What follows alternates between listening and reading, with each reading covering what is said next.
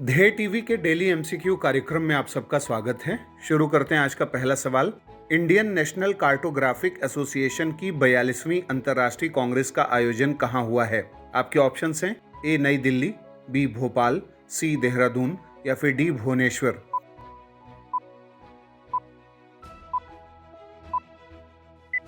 इसका उत्तर है सी। व्याख्या देखते हैं। इंडियन नेशनल कार्टोग्राफिक एसोसिएशन की 42वीं अंतर्राष्ट्रीय कांग्रेस का आयोजन नेशनल हाइड्रोग्राफिक ऑफिस यानी एनएचओ देहरादून द्वारा 9 से 11 नवंबर 2022 तक किया गया।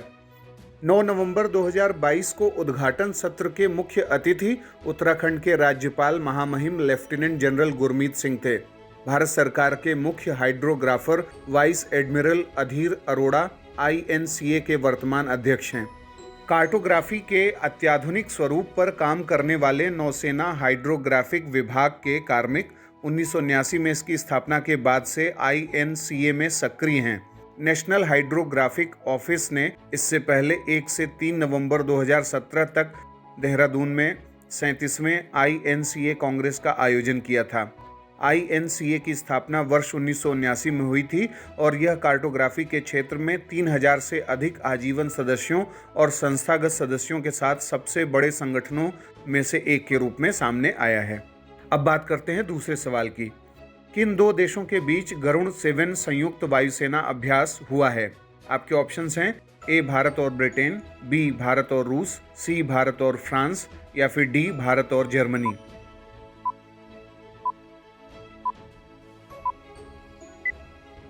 इसका उत्तर है सी। व्याख्या देखते हैं। भारतीय वायुसेना और फ्रांस के वायु और अंतरिक्ष बल के बीच द्विपक्षीय वायु अभ्यास का 7वां संस्करण अभ्यास गरुड़ 7 12 नवंबर 2022 को जोधपुर के वायुसेना केंद्र में संपन्न हुआ। भारतीय वायुसेना और फ्रांस के वायु और अंतरिक्ष बल यानी FASF ने राफेल लड़ाकू विमान और A330 multi role tanker transport विमान के साथ अभ्यास में भाग लिया, जबकि भारतीय वायुसेना के दल में Su-30 MKI राफेल, LCA तेजस और जगुआर लड़ाकू विमान शामिल थे। भारत और फ्रांस की जो डिफेंस पार्टनरशिप है उसको बढ़ावा देने, उसको मजबूत बनाने की दिशा में यह अभ्यास काफ़ी प्रोडक्टिव साबित हो सकता है। अब बात करते हैं तीसरे सवाल की। भारत और बेलारूस द्विपक्षीय संबंधों के संदर्भ में निम्नलिखित कथनों पर विचार करें। पहला, भारत और बेलारूस 1991 से रणनीतिक साझेदार हैं। दूसरा, बेलारूस भारत के नेतृत्व वाले अंतर्राष्ट्रीय उत्तर दक्षिण व्यापार गलियारे प्रोजेक्ट का सदस्य नहीं है। उपरोक्त में से कौन से कथन सत्य हैं? ए केवल एक, बी केवल दो, सी एक और दो दोनों या फिर डी न तो एक न ही दो।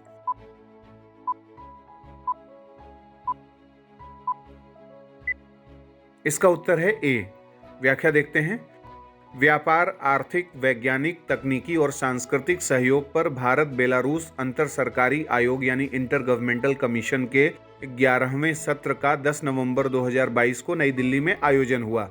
भारत और बेलारूस ने फार्मास्यूटिकल्स, वित्तीय सेवाओं, विज्ञान और प्रौद्योगिकी, भारी उद्योग, संस्कृति, पर्यटन और शिक्षा जैसे प्रमुख क्षेत्रों पर जोर देते हुए अपने सहयोग को और व्यापक बनाने की अपनी प्रबल इच्छा दोहराई है।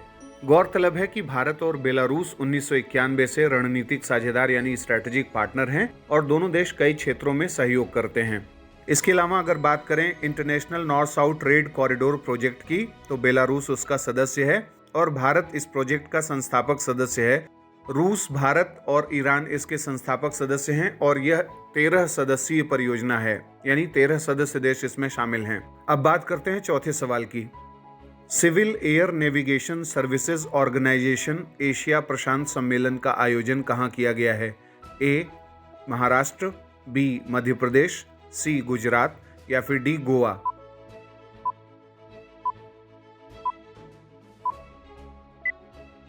इसका उत्तर है डी। व्याख्या देखते हैं। हाल ही में भारत सरकार के केंद्रीय नागर विमानन मंत्री ने गोवा में civil air navigation services organisation Asia प्रशांत सम्मेलन को वर्चुअल तौर पर संबोधित किया। इस वर्ष के सम्मेलन का विषय think global, collaborate regional, accomplished local है। इस सम्मेलन में कहा गया है कि भारतीय नागर विमानन क्षेत्र में अगले 7 से 10 वर्षों में लगभग 400 मिलियन यात्रियों के आने की संभावना है। आपको बता दें कि विमानन उद्योग लगभग 3.5 ट्रिलियन डॉलर सृजित करता है, जो कि विश्व के सकल घरेलू उत्पाद का लगभग 1.4% है। अब बात करते हैं आज के 5वें और अंतिम सवाल की। भारत में विमानन सेवा के संदर्भ में निम्नलिखित कथनों पर विचार कीजिए। पहला, AAI यानी airports authority of India Bharat में प्रमुख हवाई अड्डा संचालक के रूप में कार्य करता है।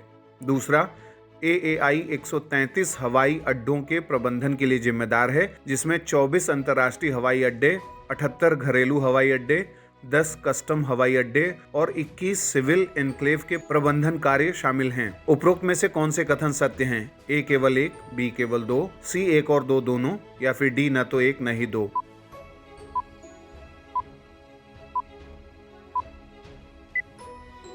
इसका उत्तर है C। व्याख्या देखते हैं। भारतीय महाद्वीपीय हवाई क्षेत्र और इसके आसपास के समुद्री हवाई क्षेत्र के ऊपर एयर नेविगेशन सेवाओं के प्रावधान के लिए जिम्मेदार है, जिसे ICAO द्वारा भारत को सौंपा गया है। AAI भारत में प्रमुख हवाई अड्डा संचालक के रूप में भी कार्य करता है, जो 133 हवाई अड्डों के प्रबंधन के लिए जिम्मेदार है, जिसमें 24 अंतर्राष्ट्रीय हवाई अड्डे, 78 घरेलू हवाई अड्डे, 10 कस्टम हवाई अड्डे और 21 सिविल एन्क्लेव शामिल हैं। भारतीय विमानपत्तन प्राधिकरण का विजन दुनिया का अग्रणी एयरपोर्ट डेवलपर, ऑपरेटर और एयर नेविगेशन सेवा प्रदाता बनना है। इसका मिशन पूरे देश में एयर कनेक्टिविटी को बढ़ाना है और लागत प्रभावी यानी कॉस्ट इफेक्टिव, आधुनिक, सुरक्षित हवाई अड्डा परिचालन और हवाई नेविगेशन सेवाओं के लिए अत्याधुनिक और स्वदेशी प्रौद्योगिकी यानी इंडिजिनस टेक्नोलॉजी का उपयोग करके पर्यावरण के प्रति जागरूक स्थायी संगठन बनना है। तो ये था आज का हमारा डेली MCQ कार्यक्रम। आपके 5 में से कितने सवाल सही हुए, कितने गलत, आप हमें कमेंट बॉक्स में बताएं। अगले कार्यक्रम के साथ जल्दी हाजिर होंगे। इजाज़त दीजिए। नमस्कार।